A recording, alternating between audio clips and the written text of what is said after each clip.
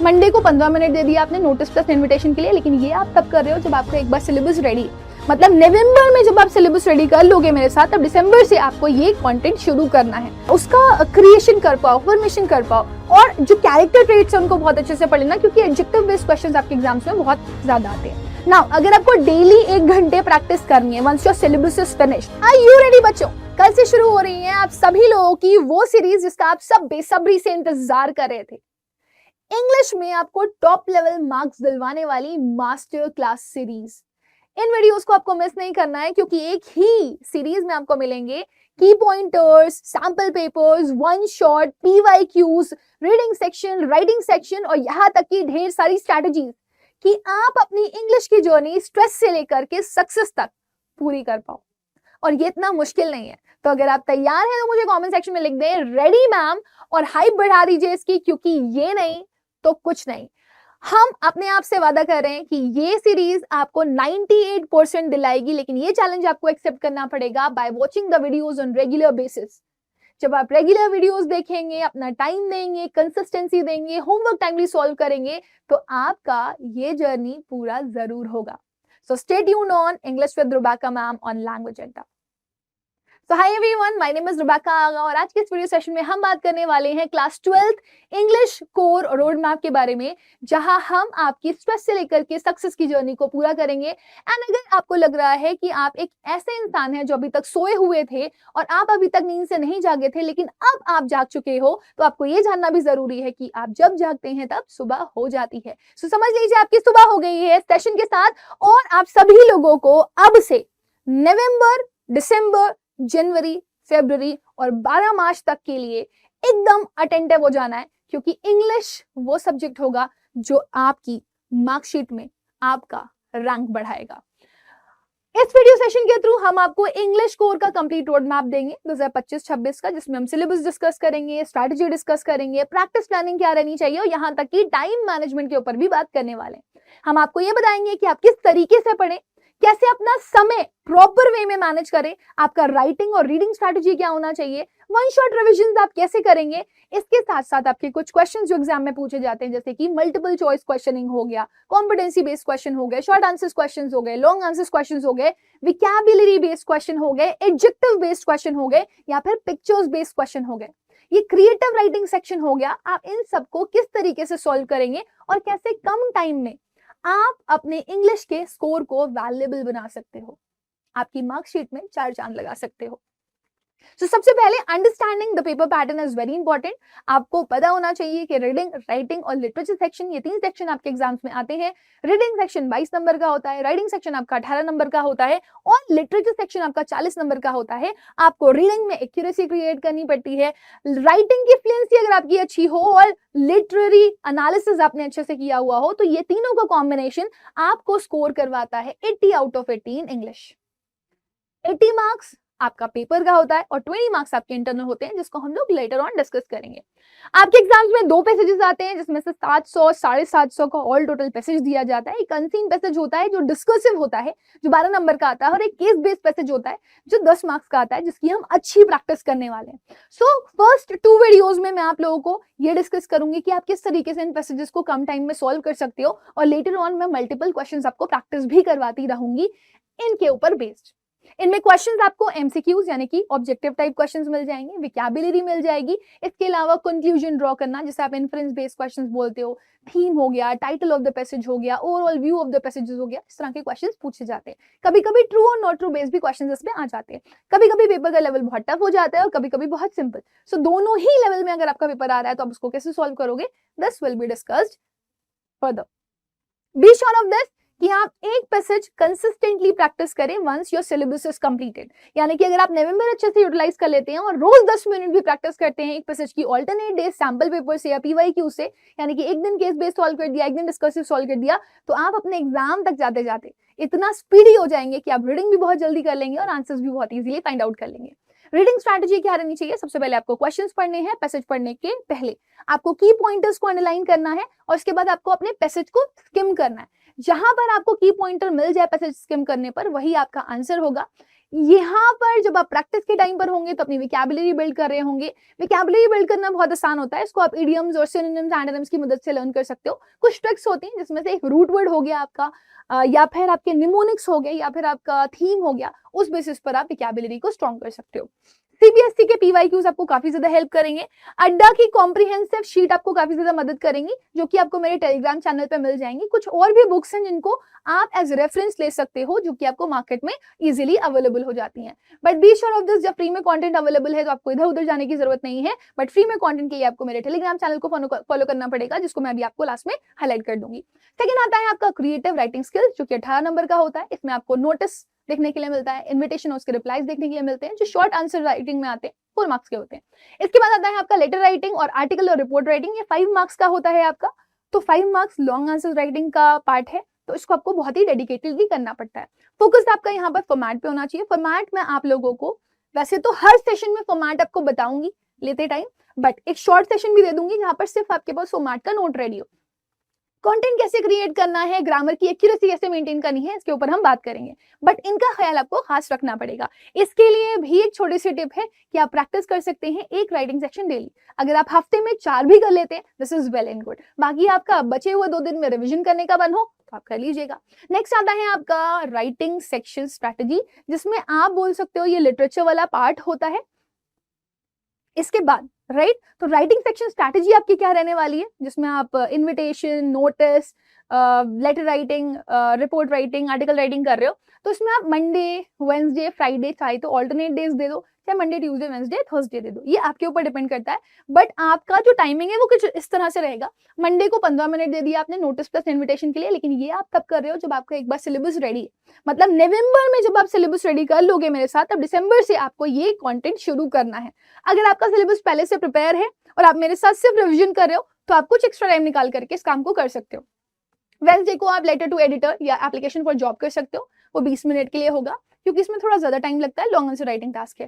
Friday को आप article या रिपोर्ट राइटिंग प्रिपेयर कर सकते हो, जिसके लिए आपको थोड़ा और टाइम देना पड़ेगा, क्योंकि इसमें लिखना ज्यादा होता है, क्रिएटिविटी ज्यादा होती है, तो आप इसके लिए 25 मिनट दे सकते हो। मैं आपको बता दूं, आपको सैंपल फॉर्मेट्स प्रिपेयर करने पड़ेंगे और आपको एनसीईआरटी बेस्ड क्वेश्चंस और पीवाईक्यूज फॉलो करना पड़ेगा। आप सोचो कि एनसीईआरटी बेस्ड क्वेश्चन कैसे फॉलो करेंगे, आपके जो लॉन्ग आंसर्स राइटिंग होते हैं उसमें कभी कभी लेटर राइटिंग और आर्टिकल राइटिंग लिखने के लिए आ जाता है, तो हम चैप्टर रेफरेंसेस लेकर के इनको करने की कोशिश करेंगे। बाकी कुछ एक्स्ट्रा क्वेश्चंस मैं आपको पीवाईक्यूज की मदद से करवा दूंगी। सेक्शन सी की तरफ बढ़ते हैं। हमारा थर्ड सेक्शन है लिटरेचर सेक्शन, जो राइटिंग सेक्शन के बाद आता है, 40 नंबर का होता है। इसमें आपको एक्सट्रैक्ट देखने के लिए मिल जाते हैं 16 नंबर के। इसमें आपको 2 टाइप के क्वेश्चंस मिलते हैं, ऑब्जेक्टिव टाइप क्वेश्चंस और short answers question. Short answers question अलग से भी आपके 14 नंबर के आते हैं, इंक्लूडिंग बोथ द बुक्स, जो कि आपके 40 से 50 वर्ड्स के लिखने के लिए आते हैं। लॉन्ग आंसर्स आपके 10 नंबर के आते हैं, जो आपके बेयर मिनिमम 120 टू 150 वर्ड्स के होते हैं, राइट। तो इनको प्रो लेवल पर ले जाने के लिए आप लोगों को चैप्टर्स के वन शॉट पढ़ने पड़ेंगे, समरीज अच्छे से पढ़नी पड़ेंगी, उनका थीम अच्छे से पढ़ना पड़ेगा, और कैरेक्टर ट्रेट्स के बारे में भी आपको आइडिया होना चाहिए, क्योंकि मैक्सिमम क्वेश्चंस इसी से रिलेटेड आते हैं। फ्लेमिंगो चैप्टर्स की अगर मैं बात करूं तो वो किन किन चीजों पे फोकस रखते हैं उसका मैं बता देती हूँ आपको। फ्लेमिंगो में आपके पास ऑल टोटल 8 चैप्टर्स हैं, एंड यू हैव 5 पोएम्स जो कि आपके एग्जाम्स में आने वाली हैं। पहला है द लास्ट लेसन, जो कि पेट्रियोटिज्म और लैंग्वेज लॉस को हाईलाइट करता है as a theme.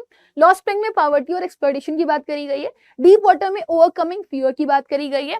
Rat Trap में काइंडनेस और रिडेम्पशन की बात करी गई है। बोलते नहीं है रात का भूला अगर सुबह को वापस घर लौट करके आ जाए तो उसे भूला नहीं कहते। इंडिगो में लीडरशिप की बात करी गई है, ट्रूथफुलनेस की बात करी गई है, सत्य और अहिंसा की।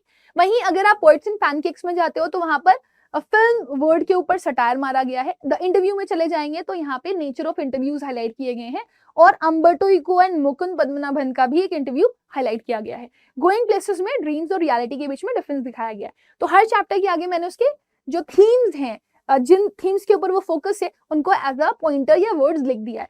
पोएम में चाहते हैं माय मदर एट 66 एजिंग और सेपरेशन के बारे में बात करता है।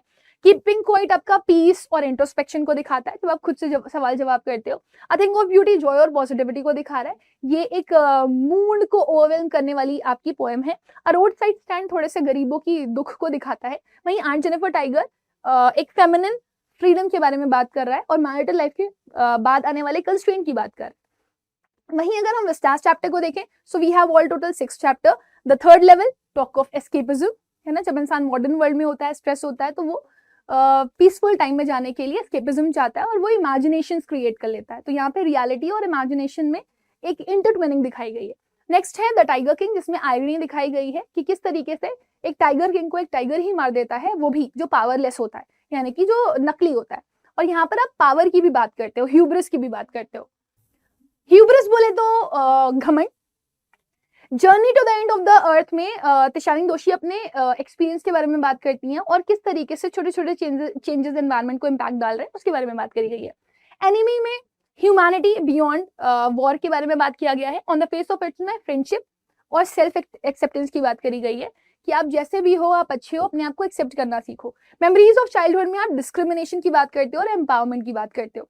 यहाँ पे 2 स्टोरीज हैं, जिटकाला सा वाली और बामा वाली, तो उनको आपको अच्छे से पढ़ना है, किस तरीके का डिस्क्रिमिनेशन दिखाया गया और कैसे वुमेन एम्पावरमेंट के बारे में बात करी गई है। यहाँ पे हर एक स्टोरी के आपको थीम्स प्लस कोटेशंस प्लस एक एक मॉरल जो उनसे मिल रहा है वो क्लियर होना चाहिए, ताकि अगर किसी भी तरह का कोई क्वेश्चन इंटरकनेक्टेड आता है तो आप आसानी से उसका क्रिएशन कर पाओ, फॉर्मेशन कर पाओ। और जो कैरेक्टर ट्रेट्स है उनको बहुत अच्छे से पढ़ लेना, क्योंकि एडजेक्टिव बेस्ड क्वेश्चंस आपके एग्जाम्स में बहुत ज्यादा आते हैं। नाउ अगर आपको डेली 1 घंटे प्रैक्टिस करनी है, once your syllabus is finished, तो डेली 1 घंटे प्रैक्टिस में आप क्या क्या करोगे? 15 मिनट रीडिंग करोगे, एक पैसेज करना, थोड़ी सी विकैबुलरी उसके साथ साथ प्रिपेयर कर लेना जो भी आप पैसेज सॉल्व कर रहे हो, 15 मिनट राइटिंग सेक्शन का लेना, कोई भी शॉर्ट आंसर राइटिंग टास्क आपका हो सकता है, ठीक है ना। फिर उसके बाद 15 मिनट आप लिटरेचर कर लेना, जो कि आपका कोई भी रीडिंग सेक्शन वाला पार्ट हो सकता है। आप चाहे तो एक चैप्टर पढ़ लो, चाहे तो एक पोएम पढ़ लो, लेकिन वो आप 15 मिनट में तभी कंप्लीट कर पाओगे जब आपके पास शॉर्ट नोट्स बने होंगे, राइट। और वो नवंबर मंथ में मैं आपको as a short note provide करूंगी। नेक्स्ट आता है आपका 15 मिनट प्रैक्टिस का टाइम। तो 1 घंटा अगर आप ऐसे यूटिलाइज कर सकते हो, this is well and good. थोड़े बहुत टाइम को अगर आप आगे पीछे बढ़ाना हो तो राइटिंग टास्क जब आपका थोड़ा ज्यादा होगा तो उसको ज्यादा टाइम दे देना, लेकिन 15 मिनट से ज्यादा किसी सेक्शन को मत देना और टाइमर लगा करके ही क्वेश्चंस को सॉल्व करने की कोशिश करना। 15 मिनट प्रैक्टिस में आप 5 MCQs करोगे, 2 शॉर्ट आंसर क्वेश्चंस करोगे और 1 लॉन्ग आंसर क्वेश्चंस करोगे, और इस तरीके से हम हमारा दिसंबर, जनवरी और फरवरी यूटिलाइज करने वाले हैं। कंसिस्टेंट रहिए, ठीक है ना, छोटे छोटे से ब्रेक्स लेते रहिए बीच बीच में, ज्यादा बेटर है। स्ट्रेच में पढ़ना बहुत ही ज्यादा दिक्कत कर सकता है, लॉन्ग सेशंस आपको सफरिंग में डाल सकते हैं। आप चाहो तो 15 मिनट पढ़ लिया आपने, फिर ब्रेक ले लिया, फिर 15 मिनट पढ़ लिया, तो इस तरीके से आप 1 घंटे को 1.25 घंटा बना करके भी पढ़ सकते हो। हाँ, थोड़ा सा इस पे आपको फोकस करना पड़ेगा, विकैबुलरी और ग्रामर इंटीग्रेशन, क्योंकि ज्यादातर बच्चों के मार्क्स जो हैं वो कटते ही प्रेजेंटेशन पे हैं या तो फिर विकैबुलरी और ग्रामर इंटीग्रेशन पे कटते हैं। तो विकैबुलरी आप जब पैसेज सॉल्व कर रहे होगे, जब अपनी बुक पढ़ रहे हो, जब चैप्टर्स पढ़ रहे हो, जब रीडिंग सेक्शन कर रहे हो, तो पढ़ते टाइम ना आपके बीच में जो जो विकैबुलरी प्रैक्टिस में आ रही है उसको अच्छे से प्रिपेयर करते चलो, क्योंकि वो आपको हेल्प करेगा। अगर आप हर दिन भी 5 नए वर्ड पढ़ रहे हो ना with the help of root word, theme, mnemonic, synonym, antonym, तो ये आपके लिए मोर देन सफिशिएंट है। प्रैक्टिस कॉन्टेक्सचुअल मीनिंग्स को जरूर से जरूर करिएगा, कॉम्प्रिहेंशन से कर सकते हैं, पोएम से कर सकते हैं, आपको हेल्प करेगी। ग्रामर में आप सब्जेक्ट वर्ब एग्रीमेंट थोड़ा सा अच्छे से पढ़ लो, टेंस अच्छे से पढ़ लो कि प्रेजेंट टेंस में सेंटेंस जा रहा है कि पास्ट में जा रहा है, और एक्टिव पैसिव का थोड़ा सा अगर ख्याल रख लो तो आपकी ग्रामेटिकल एरर्स बिल्कुल भी नहीं होंगे और आपका एग्जामिनर आधा नंबर भी नहीं काट सकता किसी क्वेश्चन में, जो कि आप बोलते हो हमेशा मैम कट जाता है, राइट। और इसके अलावा प्रेजेंटेशन पर आपको खास ख्याल रखना है, थोड़ा सा नीट एंड क्लीन लिखिए, स्क्रिबलिंग मत करिए पेपर में, है ना, मार्जिन लाइंस ड्रॉ कर लीजिए, वो बहुत ही शानदार चीज होती है। और अगर आप पैराग्राफ चेंज कर रहे हैं तो थोड़ा थोड़ा लाइंस का गैप देते रहिए। Now MCQs, short answers questions और लॉन्ग आंसर्स क्वेश्चन की स्ट्रैटेजी क्या रहेगी? MCQs के लिए आप की लाइंस, जब आप चैप्टर की 1 शॉट बनाओगे तो की लाइंस, थीम्स और टोन पे अच्छे से वर्क करोगे। कैरेक्टर स्केच हम लोग ड्रॉ कर लेंगे, कोई भी चीज क्यों हो रही है, कैसे हो रही है ना, क्या है नहीं पढ़ना है, क्यों और कैसे है वो पढ़ना है, उस पर फोकस करना है। तो MCQs आपके मैक्सिमम हो जाएंगे। शॉर्ट आंसर्स क्वेश्चन आपका 40 से 50 वर्ड का होता है, तो उसमें बस जब 40 से 50 वर्ड का आंसर देना है तो 2 की पॉइंटर भी अगर आप लिख देते हो ना चैप्टर के, तो वो बहुत शानदार होता है। उसमें आपको कुछ डिटेलिंग नहीं करनी होती, बस वो 2 की पॉइंटर्स लेकर के अगर आप एक्सप्लेन कर लोगे और अगर आप लॉन्ग इंट्रोज हटा दोगे तो आपका 40 से 50 वर्ड का आंसर हो जाएगा और शॉर्ट आंसर्स आप बहुत ही परफेक्टली कर लोगे। लॉन्ग आंसर्स के लिए आपको 120 to 150 वर्ड अगर लिखने के लिए बोला जा रहा है तो आपको उसको 3 पार्ट्स में डिवाइड करना है। आप चाहो तो उसको 4 पार्ट में भी डिवाइड कर सकते हो। इंट्रो, डिटेलिंग और कंक्लूजन में हम डिवाइड करते हैं। अभी आपका जो डिटेलिंग वाला पार्ट है उसमें आप थीम और क्रिटिकल ओपिनियन लिख सकते हो। तो सबसे पहले इंट्रोडक्शन देना कि कौन से चैप्टर से लिया गया है, कौन राइटर है, राइट, और क्या कह रहे हैं वो क्वेश्चन में। फिर उसके बाद आप थीम पे आ जाना, फिर उसके बाद अपना ओपिनियन देना शुरू कर देना, और फिर लास्ट में क्या होना चाहिए उस पर बात कर लेंगे। तो छोटे छोटे से कोटेशंस हो गए, टेक्सचुअल रेफरेंसेस हो गए, वो आपको काफी मदद करते हैं लॉन्ग आंसर्स को करने में। मीनवाइल जब मैं आपको ये सीरीज करवा रही होंगी तो बीच में मैं आपको पेपर प्रेजेंटेशन कैसे अच्छी कर सकते हो आप, राइट, या फिर आपके लॉन्ग आंसर्स क्वेश्चंस आप कैसे लिखोगे उनको प्रैक्टिस करवा दूंगी मैं। पैरेलल क्वेश्चंस कैसे करना है, डायरी एंट्री कैसे करनी है, अगर लॉन्ग आंसर्स में लेटर राइटिंग आ जाता है, आर्टिकल राइटिंग आ जाता है ना, या फिर नरेटिव टेक्निक्स बताने के लिए आ जाता है, तो उस पर हम लोग वर्क करेंगे। ठीक है, बाकी आपका 20 मार्क्स इंटरनल होता है, लिसनिंग के 5 मार्क्स होते हैं, practice note taking while listening to audio clips, it will be helpful, है ना। स्पीकिंग आपका 5 मार्क्स का होता है, जिसमें आपको प्रैक्टिस करनी होती है, डिबेट्स, डिक्लेमेशंस, है ना, रोल प्ले एंड पोएम, जो भी आपका टीचर वर्क दे रहा है आपको। प्रोजेक्ट वर्क के 10 मार्क्स होते हैं, तो आप क्रिएटिव टॉपिक्स चूज कर लो, विजुअल्स अच्छे अच्छे ऐड कर लो, 500 से 600 वर्ड्स अच्छे से यूज कर लो, तो वो आपको काफी हेल्प करेगा। बाकी अपना जो स्पीकिंग और फ्लुएंसी है उसको रिकॉर्ड करते रहो कि मेरा फ्लो में तो जा रहा है ना आंसर, मैं अटक तो नहीं रहा हूँ, मेरा जब टीचर कोई आंसर सुन रहा होगा तो मैं ऐसा तो नहीं है लॉस्ट एंड फाउंड हो जाऊंगा, ऐसा वाला नहीं होना चाहिए। प्रोनाउंसिएशन टीचर ध्यान देता है, उसके मार्क्स काटता है वो। टाइम मैनेजमेंट का ख्याल कैसे रखेंगे, वन शॉट रिवीजन के ऊपर फोकस कैसे करेंगे, अपने पूरे मंथ को डिवाइड कर लीजिए, 7 7 14 और 115 और 160। एग्जाम से पहले अपना टाइम ऐसा डिवाइड कर लेना कि एक एक सेकंड आपका इंपॉर्टेंट हो। 7 दिन फ्लेमिंगो ऑफ स्टार्स की समरी रिवाइज करना, 7 दिन रीडिंग और राइटिंग ड्रिल्स के ऊपर फोकस कर लेंगे, एक दिन फॉर्मेट बेस्ड राइटिंग रिवीजन के ऊपर प्रैक्टिस कर लेंगे, और एक दिन मॉक टेस्ट फुल पेपर हम लोग सॉल्व करेंगे, चाहे वो सैंपल हो चाहे वो आपका पीवाईक्यू हो। एग्जाम स्ट्रैटेजी आपकी ये रहनी चाहिए, रीडिंग सेक्शन को 25 मिनट देना, राइटिंग सेक्शन को आप 30 मिनट दे रहे हो, ठीक है ना, और लिटरेचर सेक्शन को आप कितना दे रहे हो, 1 आवर 5 मिनट। ये आपका अगर मैं बोलूं इस स्ट्रैटेजी के साथ आप क्वेश्चन करने की कोशिश करना। वैसे आपका पेपर कितने घंटे का होता है, 3 घंटे का, ठीक है ना। तो आप देख सकते हो 1 आवर 30 मिनट्स और ये 30 मिनट्स, ये 2 आवर का है। If you are thinking of that कि 2 पैसेजेस आ रहे हैं, तो आप यहाँ पर 25 मिनट और ऐड कर सकते हो, 50 मिनट्स हो गए, ठीक है। तो आई होप ये क्लियर होगा। तो आपने अगर 2 पैसेजेस को 25-25 मिनट दे दिए और राइटिंग सेक्शन को आपने थोड़ा और एक्स्ट्रा टाइम दे दिया, लाइक थोड़ा सा और 5 मिनट का, ये 10 मिनट्स का, ठीक है ना। और अगर आपने लिटरेचर को 1 आवर 15 मिनट दे दिया तो ये मोर देन सफिशिएंट होगा। तो 50 25 50 हो गया, देन 10 60 हो गया, और 60 के बाद अगर आप इसके लिए जाओगे, ये आधा घंटा हो गया आपका, और है ना, यानी कि 1.5 घंटा। और फिर अगर आप यहाँ पर चले जाते हो तो आपका 1 आवर 15 मिनट और हो गया, है ना। तो आपका ऑल टोटल टाइम कितना हो गया,